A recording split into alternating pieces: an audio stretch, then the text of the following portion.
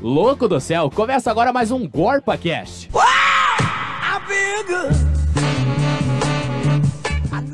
Olá pessoal, tá começando mais um GorpaCast da editoria de política, comigo Laura Rodrigues, Renata Giordani e os nossos convidados especiais, nossa figurinha carimbada aqui, André Frutoso.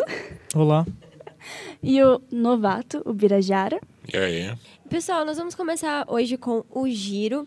Brasília continua causando muitas polêmicas, né? A gente teve uma outra fase da votação para a aprovação da reforma trabalhista no Senado, onde a chapa do governo Temer, ela perdeu, então a reforma, por maioria, não foi votada para aprovação nessa instância, o que fez com que a oposição, o PT e outros partidos de oposição à reforma trabalhista festejassem, já que, né, a reforma trabalhista, como nós sabemos, ela restringe vários direitos dos trabalhadores. A economia ela teve um colapso básico. Não sei se vocês acompanharam, mas o dólar ele subiu 1,5%, fechando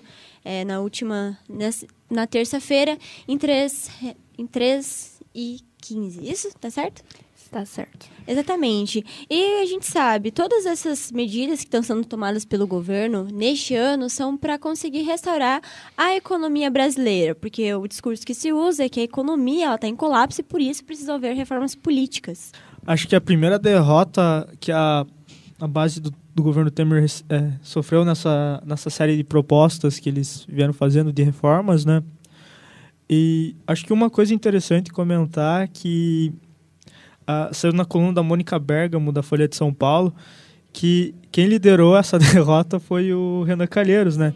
Que é um fato interessante, porque você veja, ele é do mesmo partido que o Michel Temer. Então, isso deixa ainda mais evidente, né? Deixa ainda mais claro que esse racha que está tendo dentro do PMDB. Exatamente, já estão como que se diz? Investigando a possibilidade de uma revogação do mandato do presidente, o que já está acontecendo há várias semanas, já faz 3 semanas que a gente está batendo nessa tecla dessa revogação do mandato do Temer, e com ele indo para a Rússia, as coisas ficaram mais complicadas, porque nem mesmo o presidente foi receber ele.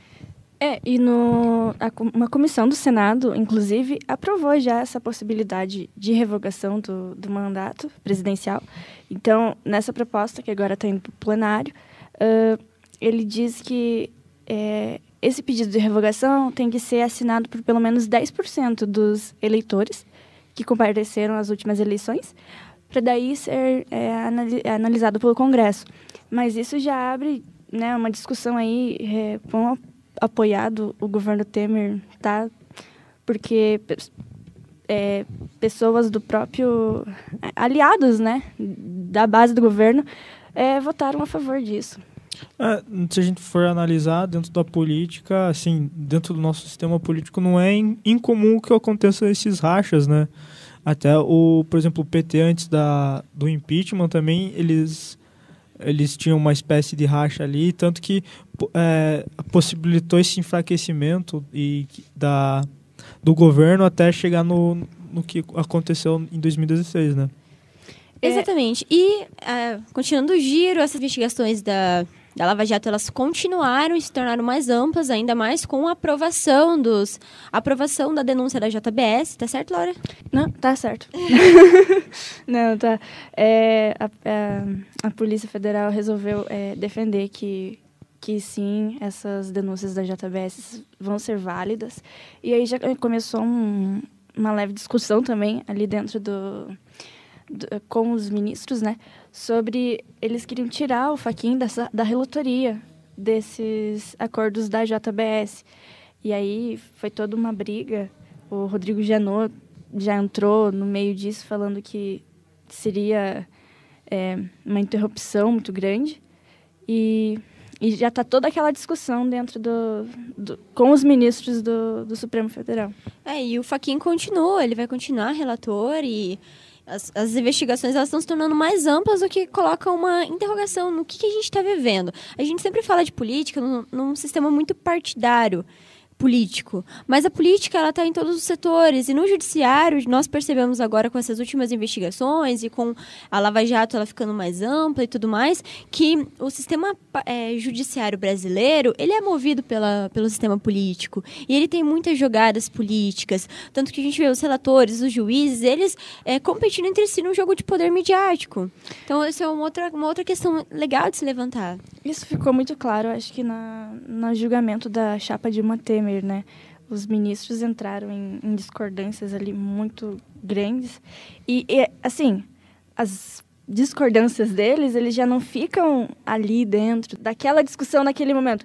Ele já abre, assim, muitas brechas e ele vai para a televisão e eles estão extravasando. Antes você não tinha essa coisa dos ministros, eles não tinham uma grande relevância no cenário midiático. Hoje você já, tem muito disso. Exatamente, o próprio caso Moro, né? Dá pra gente perceber. E não só no Moro, acho que começou com o Joaquim Barbosa. E eu não sei de antes, eu não consigo lembrar agora, mas provavelmente tinha alguma coisa antes. Eu não sei se... aquela história do sebastianismo, sabe? É meio que a população brasileira procurar, alguém para pôr as esperanças e a mídia se apropriar disso, né? Meio que vira essa bola de neve que faz a figura da pessoa crescer, a pessoa lá que tá lá, o Moro, enfim, que seja lá quem for, quer que a imagem cresça,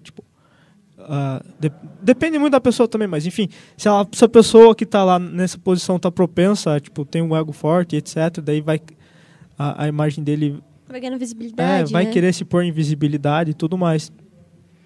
Então meio que é uma situação que não é a primeira nem a última vez que aconteceu no Brasil, né? Claro. Mas o Joaquim Barbosa acho que foi o marco para essa coisa do judiciário aparecer como, sei lá, o herói que ia salvar todos dessa roubalheira aqui do dinheiro público. Essa política manchada, né? Exatamente. Mancha política é o jogo... Claro, a gente já vem falando muito isso, mas é o jogo de poder evidenciado. Ainda mais em relação que a gente falou nos casts anteriores, o Moro e a defesa dele pelo PSDB, pelo PMDB. Então, olha... Então, gente, vamos entrar em outro assunto. Eu acho que faltou comentar um negócio sobre a questão da reforma... Trabalhista? Da derrota, né, do revés, sim, que é a questão que foi numa comissão do Senado. Isso. Foi em uma comissão do Senado. Não sei se vocês querem explicar melhor pro assim, foi ouvinte. Bem acirrado essa aprovação. Foi 10-9, assim, a derrota. Então, foi 10-9. Então, que foi na Comissão de Assuntos Especiais, né? Ela ainda vai passar por uma outra comissão, que é a... a gente acabou falando, né? Que são várias comissões e que será uma etapa. Tanto que o Temer ainda ele fala que essa derrota não significa que a reforma trabalhista ela não vai ser aprovada, mas sim que é uma instância dentro disso que acabou retrocedendo. Sim, mas que eles ainda têm chance de aprovar a reforma trabalhista. Diante dessa derrota... Previdenciária, trabalhista. Diante dessa derrota, o governo Temer ainda, ele reagiu meio mal a essa votação, né? Ele tirou alguns apadrinhados ali do PSDB e PMDB. Um deles foi o senador Hélio José, do PMDB do Distrito Federal. Ele acabou sendo demitido do cargo, dois aliados dele, desculpem, e que foram demitidos dos cargos de indicação por ele ter votado a favor e tal. Então, foi assim, o pessoal do PSDB também estão entregando cargos ali por retaliação do governo, por terem votado a favor dessa... Eu acho mais engraçado que eles usam esse discurso de uma crise econômica para justificar atitudes políticas.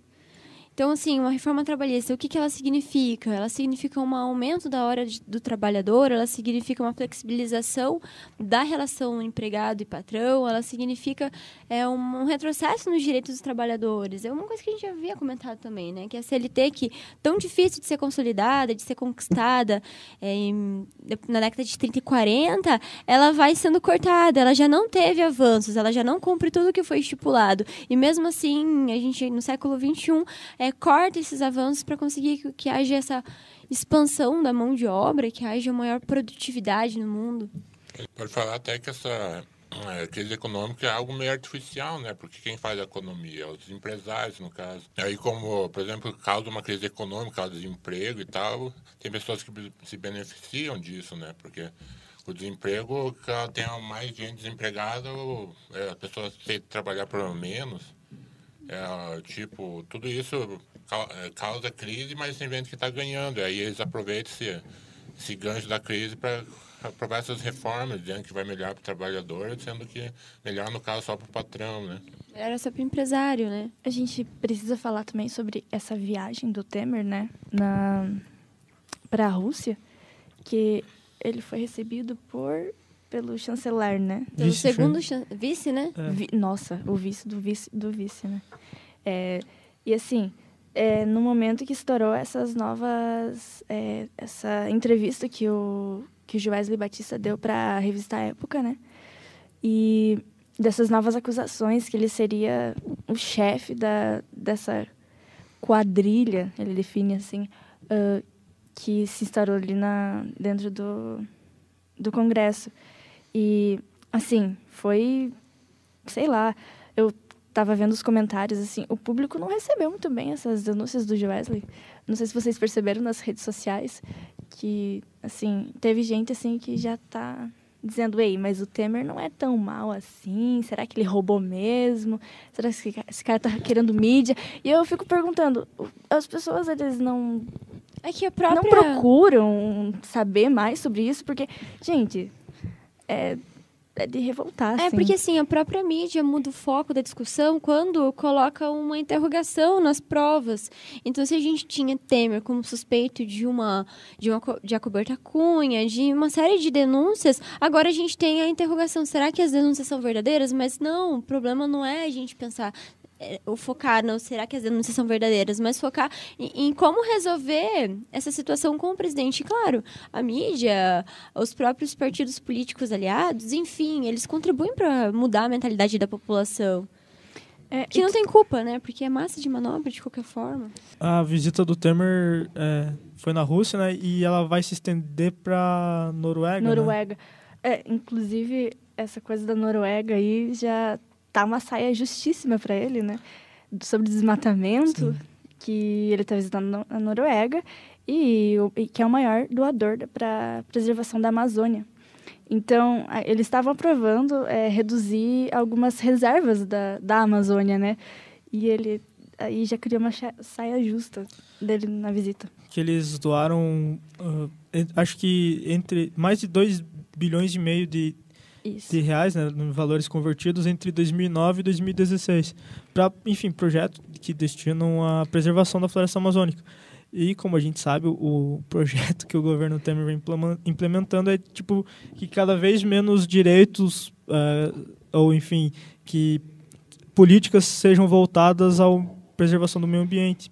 E a Noruega, né, já se manifestou que se continuar essa coisa da alta do desmatamento, eles estão ameaçando reduzir ou até suspender essas contribuições com o Brasil, né? Eu ouvi um comentário muito interessante do público, da população, que é o Brasil desmata e o Temer mata a população de raiva. Nossa. A criatividade do povo brasileiro. Só vergonha, tá doido, mano. Enfim. Falando sobre a Lava Jato ainda, eles recuperaram as mensagens do celular do Rocha Loures, né? Que foram enviadas ao Temer, e foi realizada uma perícia onde mostra que o ex-assessor, né? Eles teriam articulado ali sobre a indicação do vice-presidente da Caixa Econômica. Então, isso já entrou como material de investigação, né? E aí que tá a questão. Não deveria nem ter não entrado como material de investigação, mas se coloca em dúvida as provas que tem. A pessoa fala em matar em uma gravação, mas... será que é verdade que essa gravação é legal? Foda-se a legalidade. Pensa no que o cara tá falando. Então, se você pensa que quando sai a gravação da Dilma e do Lula, né? Do Lula. Da Dilma e do Lula, lá no ano passado, 2016, com umas conversas até nada a ver, consegue se tirar tudo delas e nem se coloca em xeque, mas esse ano não, a gente inverte, por isso que a gente tem que ter noção de que o judiciário brasileiro, ele é vinculado, ele tem essas alianças políticas muito fortes para a manutenção do poder dos mesmos grupos políticos. Um exemplo disso é o nosso queridíssimo Gilmar Mendes, né? Acho que é a nossa figura emblemática do país.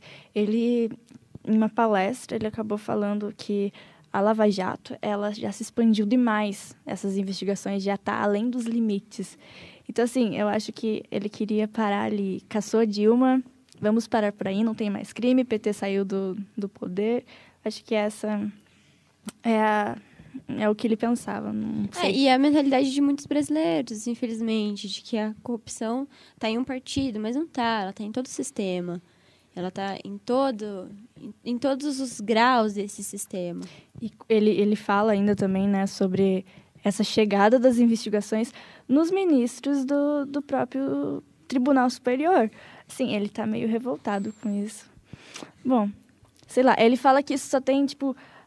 objetivo de constranger os ministros. Gilmar Mendes é uma figura, gente. Sério. O que você acha sobre o Gilmar Mendes, Birajara? É um velho caquético, né?